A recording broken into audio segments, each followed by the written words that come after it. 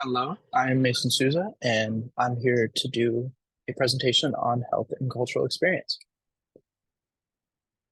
So overall, I went to the first event that was Mindful Travel in an Unequal World, led by Anu Ternath, which she was great. And I'm just going to speak on her just for a little bit before I even dive into the event, just so I can give you some background. So overall, she taught 24 years at University of Washington, and she teaches about race, global literature, gender, identity, and difference. It's very broad. Overall, she was also on the International Education and Racial Equity Boards. She's a consultant for many countries and companies about how to teach diversity in schools and overall how to diversify a workplace for companies. And then when she was very little. Her and her family immigrated from India when she was growing up. And so like her immediate family, just like her parents and her siblings were the only people that she knew in the US. So she kind of felt very isolated overall, which is why I assumed she went into this line of work and everything like that. And she kind of felt in between in the US and India, as she was not white nor black. She was just kind of like not really feeling American or Indian. She was very different compared to everybody else. So then overall, in in her lecture, she kind of just went over a lot about similarities and differences, about how there's similarities and differences from every single person, no matter what, as everybody, when it boils down to everything, is just human and they're living their life for the first time. So we should be kind, be respectful of other people. But even that, she even talks about like sensitive topics that always bring up that create divide in a society and why we think that we can't connect with another person, as kind of shown in the picture about apples to oranges and everything like that.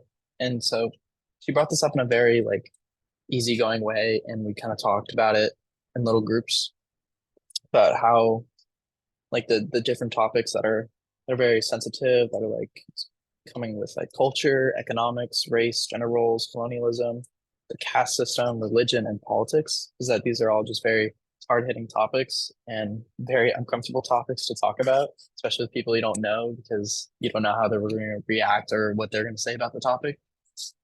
So yeah, it's very weird, but it was nice because we often talked about like emotions, about feeling like frustrated or guilt or uncomfortable, and just kind of wanting to live in that uncomfortableness rather than like shying away from it.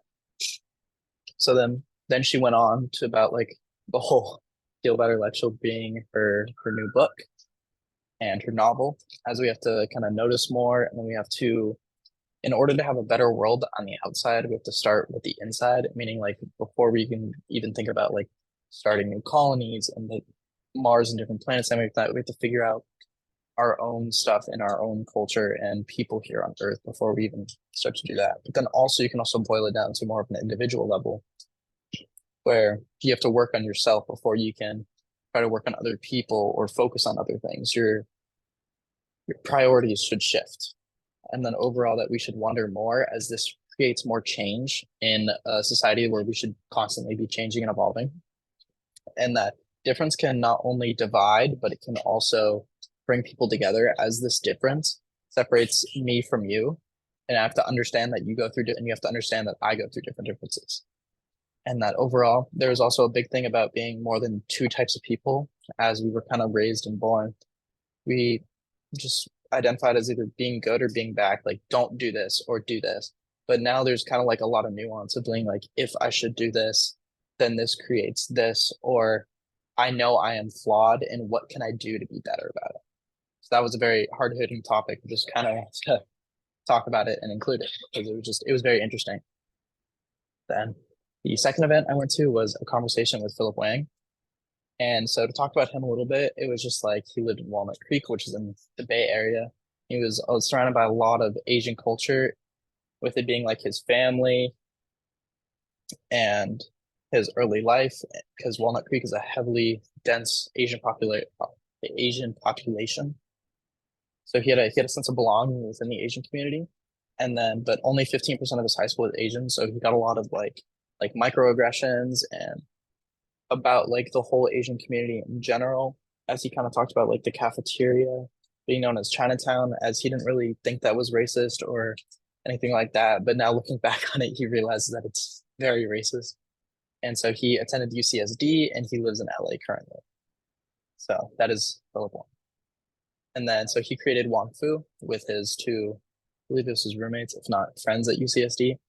So put Wong Fu on YouTube, and because at first it was a website and then it exploded hugely, especially with Asian communities, because Asian communities weren't really represented in like the funny like sketch comedy or like overall entertainment. It was mostly just like the white people in Hollywood. So it was very different to see Asian people being like, I don't want to say funny, but like in the spotlight of entertainment. So with this, he kind of changed his major and his focus into like the arts rather than like STEM programs.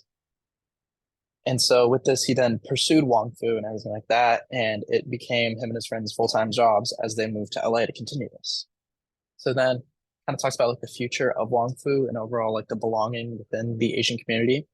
So he wants to continue writing for Wong Fu as he's also creating a movie, but he talked about a lot of like the struggles of trying to push a script and everything like that, because in the earlier days of Wong Fu, he went to a bunch of companies to try and like pitch Asian movies with like Asian leads and everything like that, and it didn't go over too well. So he kind of focused on that and then went on to Wong Fu, and then now he's kind of going back to movies as he has generated this popularity where he's like, I can write and I can direct, so why not do a movie?